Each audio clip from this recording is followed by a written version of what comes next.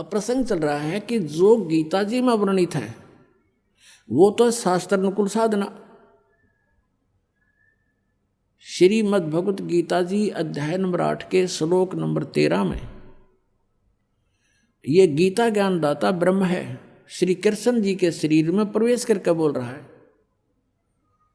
और ये कह रहा है कि ओम इति एकाक्षरम ब्रह्म व्यवहारन माम अनुसमरण ये प्रयाति तजंदेहम स याति परमाम गतिम।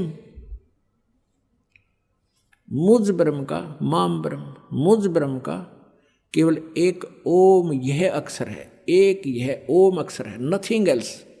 ना हरे राम हरे कृष्ण राधे राधे श्याम मिला दे, ओम नमः शिवाय, ओम भगवती वासुदेव नमः, एवं नमः, ये एंड बेंड के नाम है ना, ये मोक्ष के नहीं है। ये शास्त्र विदिता का मनमाना मंत्र है। जाप है ये ज्योति निरंजन निरंकार ओंकार सतनाम, और ये कोई मंत्र नहीं है, ये कोई मोक्ष के मंत्र नहीं है।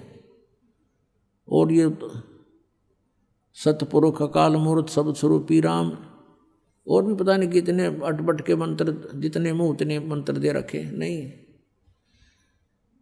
सूक्ष्म वेद में कहा है परमात्मा ने, और मंत्र कोटों हैं उनसे मोक्ष नहीं होगा। निरे नाम है वैसे तो करोड़ों, उनसे कोई मोक्ष नहीं होगा। मोक्ष का तो एक ही मंत्र है।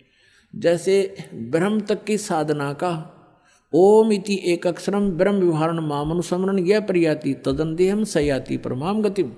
मुझ ब्रह्म का केवल एक ओम अक्षर है, और जो इस नाम का जाप अंतिम श्वास तक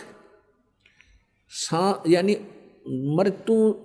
मरते दम तक इसी का उच्चारण करता हुआ शरीर त्याग कर जाता है, सयाति परमाम गतिम, वो ओम नाम से मिलने वाली परम गति को प्राप्त होगा। ओम से मिलने वाली परम गति कौन सी है? ब्रह्मलोक प्राप्ति होगी। ब्रह्म की साधना से, ओम नाम के जाप से ब्रह्मलोक प्राप्ति होगी। जो श्रीमद् देवी भागवत 7वें स्कंद में दुर्गा देवी जी स्वयं हिमालय राजा को बता रही है।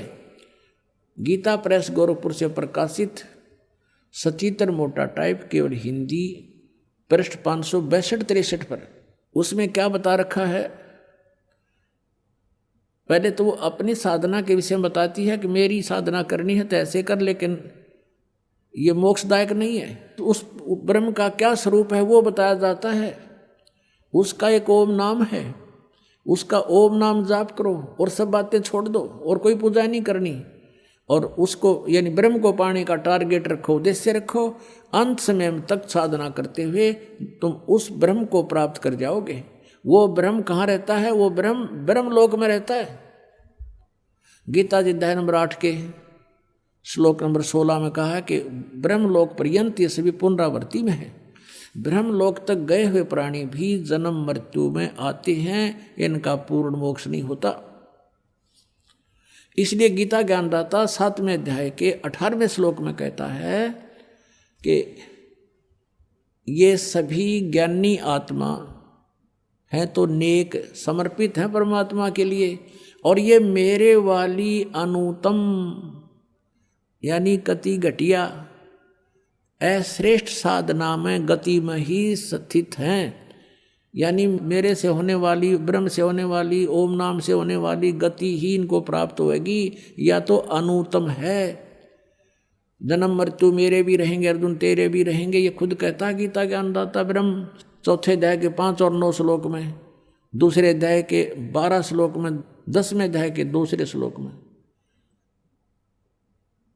ये खुद कहता तेरे और मेरे बहुत जन्म हो लिए, तू नहीं जानता मैं जानता हूँ।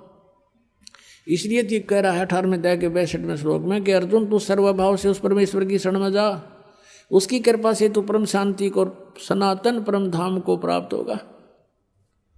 भी आपने जो वीडियो देखी है ये संत रामपाल जी महाराज जी के ज्ञान का अंश मात्र है। अधिक जानकारी के लिए डाउनलोड करें संत रामपाल जी महाराज ऐप, सब्सक्राइब करें हमारा YouTube चैनल। धन्यवाद।